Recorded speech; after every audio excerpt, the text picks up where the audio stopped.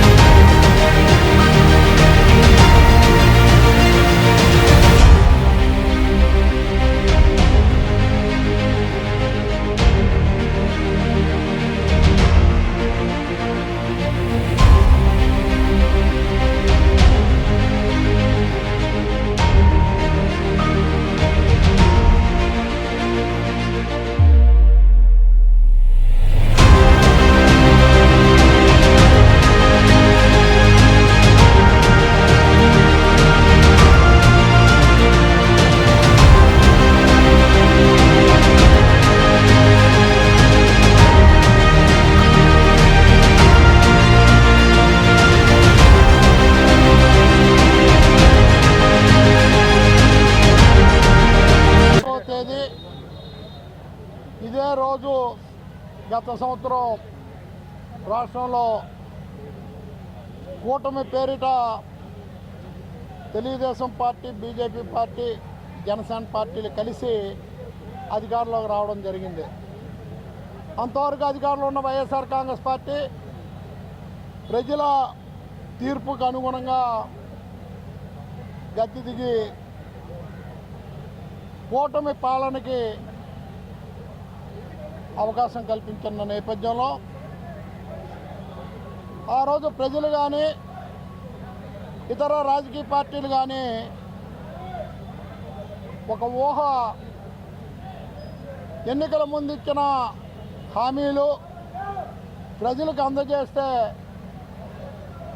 ఏ party రాష్ట్రంలో అధికారులు ఉన్నా ఈ ఆంధ్ర రాష్ట్ర ప్రజలు సుఖంగా సంతోషంగా ఉంటారని భావించిన రోజు నుంచి 1 సంవత్సరం కాలం పూర్తయినప్పటికీ ఇచ్చిన హామీలను మర్చిపోయే విధంగా అప్పుడప్పుడు ఒక ప్రకటనలో తప్ప ఆచరణ చేయని నేపథ్యంలో ప్రతిపక్ష పార్టీ వైఎస్ఆర్ కాంగ్రెస్ పార్టీ అధ్యక్షులు మా ప్రియతమ నేత జగన్మోహన్ రెడ్డి గారి ఆదేశాలను అనుసరిస్తూ రాష్ట్రంలో ఉన్న 175 శాసనసభ నియోజకవర్గాల్లో తహసీల్దారులకి ఒక వినతి పత్రం ఇస్తూ ఈ కూటమి ప్రభుత్వం ఇచ్చిన హామీలు మర్చిపోయిందేమో ఒకసారి గుర్తు చేసి హామీలన్నీ అమలు చేయమని ప్రభుత్వాన్ని కోరడం జరిగింది.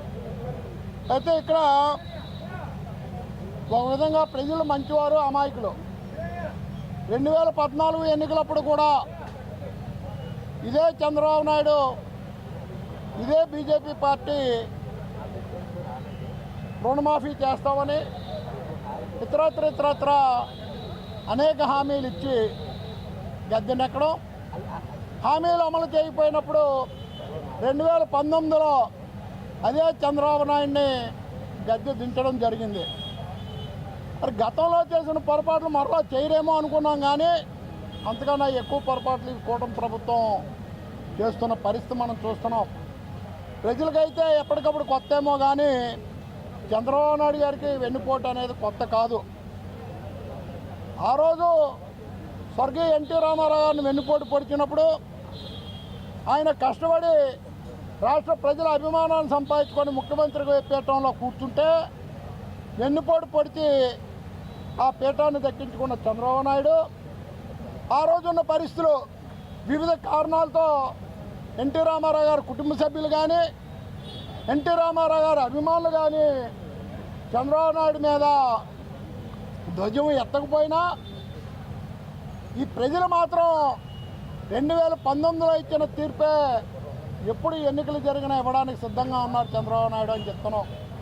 మీ కుటుంబ సభ్యులతో, మీ పార్టీ నాయకులు, కార్యకర్తలతో మోసపూరితమైన వాగ్దానాలు, మాటలు చెప్పండి, కానీ ప్రజలకు చెప్పొద్దు అని. వైఎస్ఆర్ కాంగ్రెస్ పార్టీ ఎప్పుడు ప్రజల పక్షానే నిలబడుతుంది.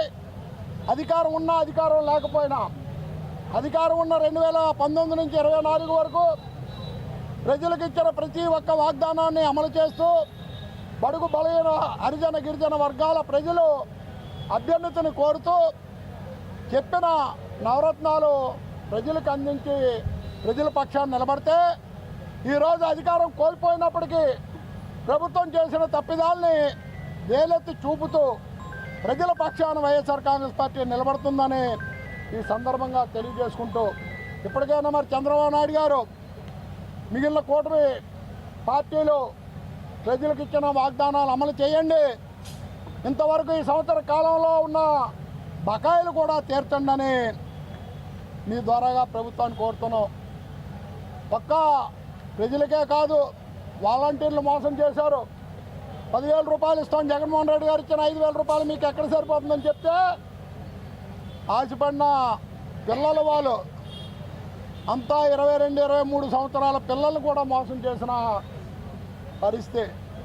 ఇంటింటికి రేషన్ బళ్ళు వెళ్ళి రేషన్ డెలివరీలు చేస్తూ ఇస్తున్న 25 కేజీలు 30 కేజీల బియ్యాన్ని సుదూరాలు ఇళ్ళకు మోసుకొని వెళ్లకుండా వారి ప్రాంతాలకే వెళ్ళిస్తున్న ఆ వెహికల్స్ను కూడా రద్దు చేసిన ఘనత చంద్రబాబు నాయుడు గారిదని.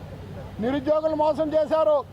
20 లక్షల ఉద్యోగాలు ఇస్తామని చెప్పిన మీరు కనీసం 1 లక్ష ఉద్యోగాలు కూడా వెళ్ళిపోయారు ఒక సంవత్సర కాలంలో. నిరుద్యోగ వృత్తి ఇస్తా ఉన్న మీరు ఆ విషయాన్నే మర్చిపోయారు. ఇంట్లో ఉన్న 18 సంవత్సరాలు నిన్న ప్రతి మహిళకు 1,500 రూపాయలు ఇస్తా ఉన్న విషయాన్ని మర్చిపోయారు. అమ్మకు వందనం పంగనామం పెట్టారు, నాన్నకి ఇంధనం మాత్రం సమృద్ధిగా ఇస్తున్నారని ఈ సందర్భంగా తెలియజేస్తూ, ఇక మీదటైనా ప్రజాహిత పరిపాలన చేయండి. ప్రతిపక్ష పార్టీలు ప్రజలు రోడ్డు మీదకి వచ్చి మీకు వ్యతిరేకంగా నినాదాలు చేసే పరిస్థితులు తెచ్చుకోకండి అని కూటమి ప్రభుత్వాన్ని తెలియజేస్తున్నాం.